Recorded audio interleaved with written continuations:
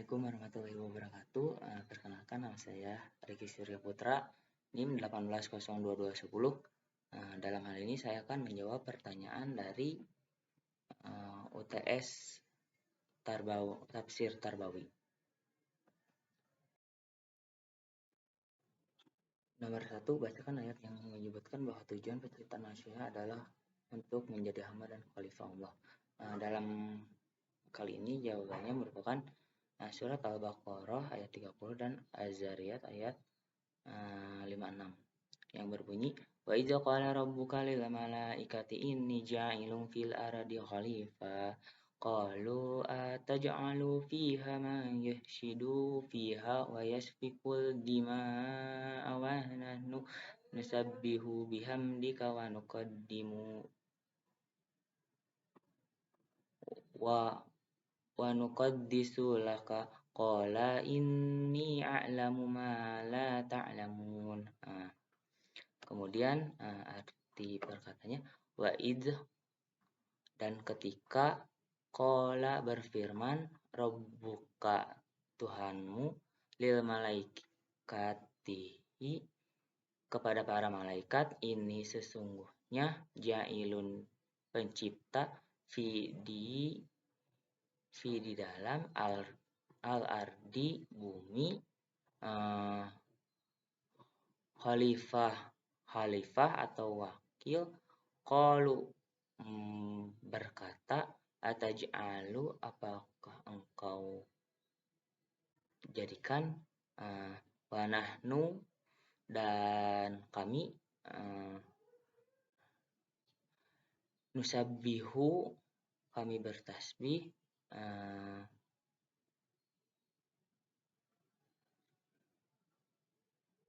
bihamdika dengan memujimu, wa nuqaddisu dan kami menyucikanmu, laka bagimu, qalu dia berfirman, ini sesungguhnya, a'lamu aku lebih mengetahui, ma apa, la tidak, ta'lamun kalian mengetahui. Kemudian ada di surat Az-Zariyat ayat 56 yang berbunyi wa ma khalaqtul jinna wal insa illa liya'budun. Kata terjemahnya yaitu wa ma dan tidak, khalaqtu aku menciptakan, jin wal insan dan manusia, atau illa kecuali, liya'budun supaya mereka menyembahku. Jadi dalam kedua ayat ini Allah Subhanahu wa taala merencanakan supaya Bani Adam atau Adam diturunkan menjadi khalifah dan bangsa jin dan kemudian bangsa manusia untuk senantiasa menyembah Allah dan menyembah Allah. Kemudian ayat dari 30 ini ada gitu malaikat memprotes gitu, kenapa gitu manusia menjadi khalifah padahal dia suka merusak dan menciptakan darah gitu, perang darah. Kemudian Allah menjawab karena kepada malaikat itu menjawab karena Allah mengetahui apa yang tidak mereka ketahui. Jadi Allah itu merencanakan sesuatu yang tidak diketahui oleh kita. Jadi kedua ayat ini jadi manusia menjadikan khalifah supaya mewakili bumi dan senantiasa untuk beribadah kepada Allah. Kemudian untuk pertanyaan kedua, jadi pertanyaan kedua itu jelaskan isi tarbiyah, ta'lim, tazkiyah, dan ta'dib terkait perumusan definisi pendidikan Islam. Satu, kata dari tarbiyah ada. Secara etimologi kata tarbiyah memiliki banyak arti. Jadi ada pendidikan, pengembangan, pengajaran, kemudian mengasuh anak dan memimpin. Kemudian secara istilah juga ada dari bahasa Arab gitu, mulai yang mana berasal dari kata roba, jadi yang artinya bertambah, tumbuh, besar, dan berarti. Kata tarbiyah berarti proses menumbuhkan dan mengembangkan potensi baik fisik, intelektual, sosial, dan estetika dan spiritual yang terdapat pada peserta didik sehingga dapat tumbuh dan terbina secara optimal melalui melihara, mengasuh, merawat, memperbaiki. Oleh karena itu, tarbiyah mencakup pendidikan jasmani, akal, akhlak, perasaan, keindahan, dan kemasyarakatan. Kemudian kata taklim. Kata taklim berasal dari kata alama, yaitu alima atau ilmu. Ibnu Faris menjelaskan gitu bahwa materi kata yang tersusun dari ain, lam, mim ini mempunyai arti dasar sebagai tanda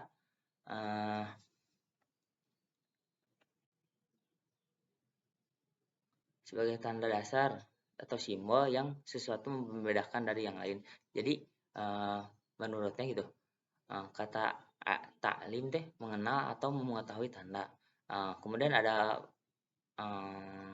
pemikir lain, mufasir lain, yaitu Al-Fasani mengupakan pula bahwa makna taklim yaitu upaya yang berulang-ulang untuk menghasilkan pengaruh atau peradaban pada pembelajaran.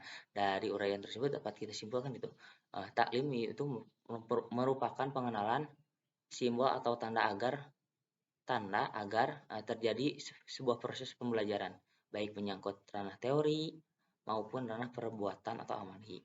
Kemudian tazkiyah itu. Jadi tazkiyah berasal dari kata zakka, yuzaki, tazkiyah yang berarti pembersihan gitu. Jadi pembersihan atau penyucian. Kalau dikembangkan tazkiyah dalam arti pertama membersihkan dan menyucikan jiwa-jiwa tercela. Kemudian untuk dikaitkan dengan arti pendidikan, tazkiyah itu seperti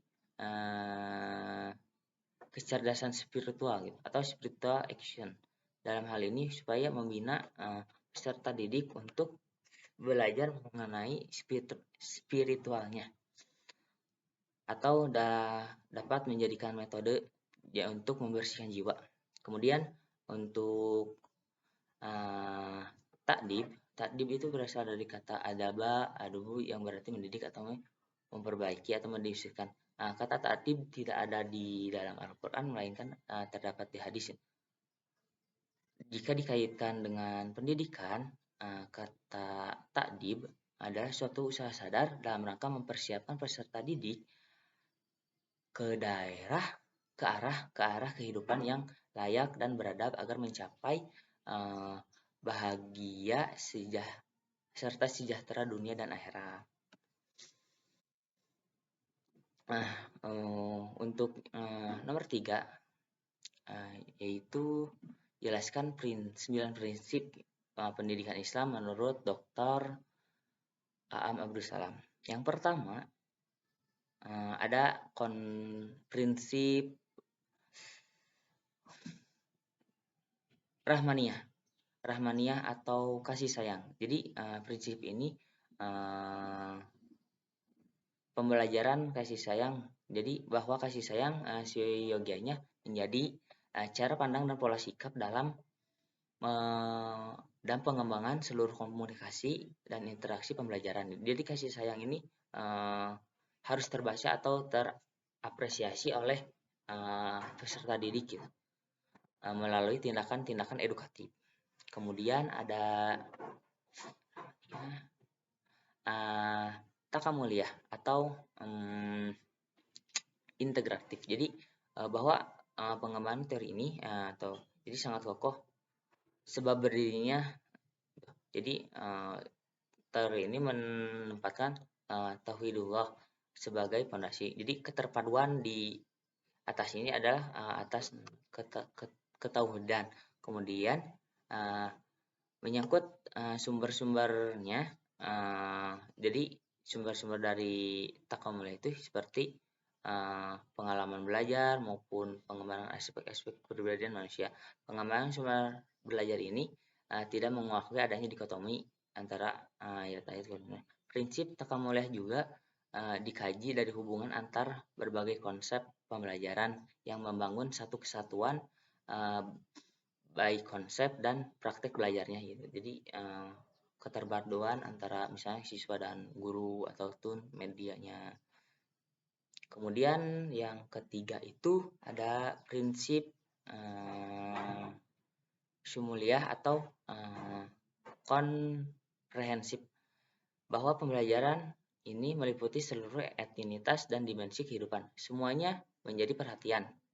Pembelajaran sepanjang ada kaitannya gitu, fungsional dan bermakna bagi pengembangan manusia dan kehidupan serta menyeluruh. Dan prinsip ini menempatkan segala sesuatu baik yang nampak ataupun yang abstrak sebagai objek ilmu atau pembelajaran yang sah. Sedangkan prinsip sains modern menetapkan bahwa objek-objek ilmu yang sah adalah segala sesuatu yang diobservasi atau diamati oleh indera. Jadi ada perbedaan antara pembelajaran menurut konsep prinsip syumuliyah dan konsep barat. Kemudian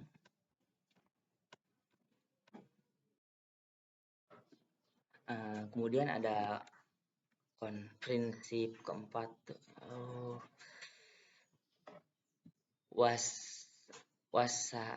wasaliyah atau kemedian. Jadi pembelajaran ini harus menggunakan media atau sumber dari pemberdayaan sumber belajar.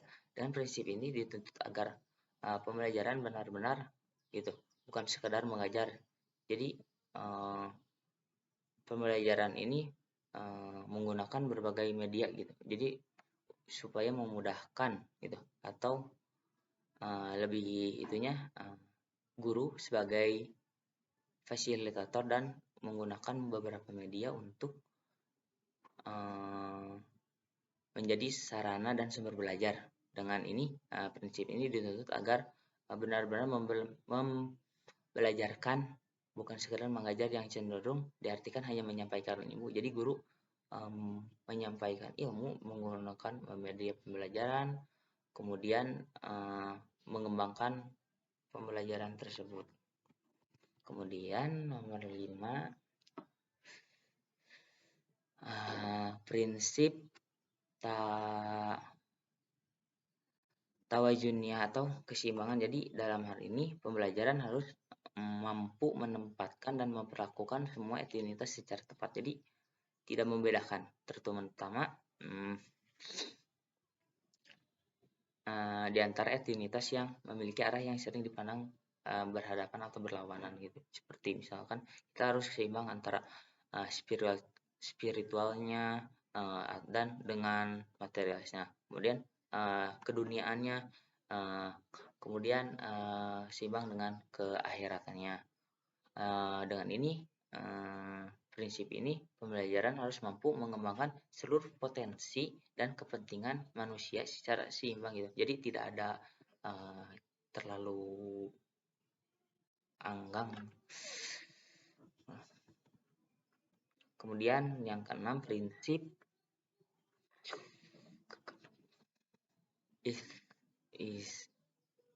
istimariyah atau continue. Jadi pendidikan ini berlaku secara terus-menerus gitu. Jadi sepanjang hidup manusia atau selagi bumi berputar gitu. Jadi pertama pembelajaran kali ini, pembelajaran itu tidak akan ada akhirnya gitu. Jadi kalau sekarang mah disebutnya pembelajaran sepanjang hayat atau education long life gitu. Jadi sebelum, meskipun kita jadi mengajarkan supaya pembelajaran itu sepanjang hidup gitu, baik dari hal kecil maupun hal besar, jadikanlah itu sebuah pembelajaran gitu, sebelum dan berakhirnya setelah kita wafat. Kemudian yang ketujuh ada prinsip wakiyah atau kontekstual. Jadi dalam ini pembelajaran berarti bahwa harus menapak pada kenyataan dan hadir sebagai solusi terhadap permasalahan. Konteks di sini tidak sekedar hanya lingkungan fisik, melainkan mencakup seluruh situasi yang terjadi dan maknanya yang menyertai atau disebut dengan pembelajaran kontekstual. Jadi atau dalam bahasa Inggrisnya contextual teach and learning. Jadi konsep belajar yang membantu, jadi guru mengaitkan gitu misalnya suatu ayat dengan kehidupan yang sekarang. Jadi ada kontekstual. Kemudian yang ke-8 ada prinsip robaniyah atau ketuhanan. Jadi dalam pembelajaran hal ini harus menempatkan Rob atau Tuhan atau nilai-nilai yang rujukan dan menjadi tujuan utama gitu. Jadi Rob di sini menjadi tujuan dan tujuan utama untuk pembelajaran ini. Jadi pembelajaran ini hendaknya diarahkan untuk melihat dan menghayati kehadiran serta keterlibatan Rob atau Tuhan dalam seluruh fenomena. Jadi mengaitkan segala sesuatu fenomena yang terjadi dengan keterlibatan Tuhan gitu. Atau tetapi tidak sejalan gitu robaniyah ini dengan fenomena pembelajaran di barat gitu. Makanya tidak heran gitu kalau di pembelajaran di timur munculnya islamisasi sains. Kemudian nomor 9, yang ke-9 ada prinsip uswiyah atau keteladanan. Jadi prinsip ini tercermin seperti prinsip sebelumnya seperti rahmaniyah, robaniyah dan sebagainya gitu.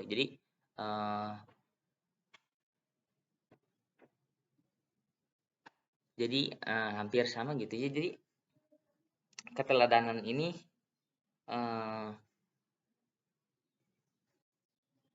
peserta didik harus mampu tampil sebagai usahawah sanah atau siswa yang teladan gitu. Jadi tanpa prinsip ini prinsip-prinsip yang lain bisa kehilangan kekuatan utamanya jika kita lihat prinsip kasih sayang tetapi tidak menggunakan prinsip keteladanan, bisa terjadinya kesenjangan gitu.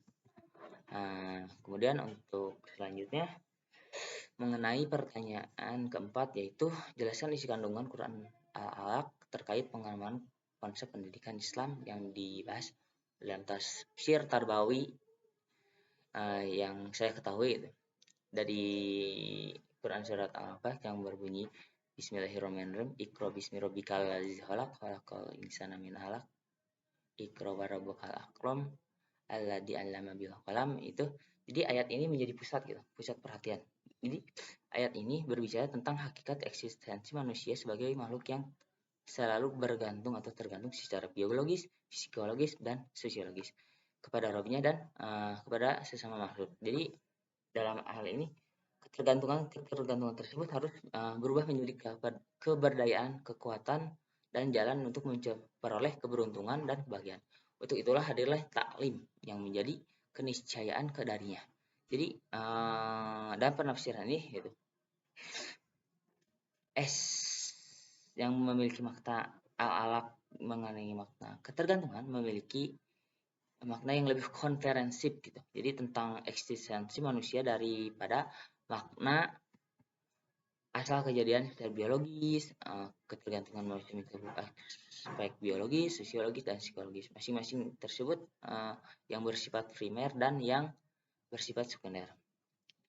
Kemudian baik ketergantungan secara biologis, psikologis maupun sosiologis, keberadaannya mendapat penafsiran dari perbedaan dari penafsiran dari berbagai ayat lain dalam Al-Quran. Kenyataannya, perbedaan dan saling ketergantungan tersebut harus dipelajari dan dikenali dengan baik agar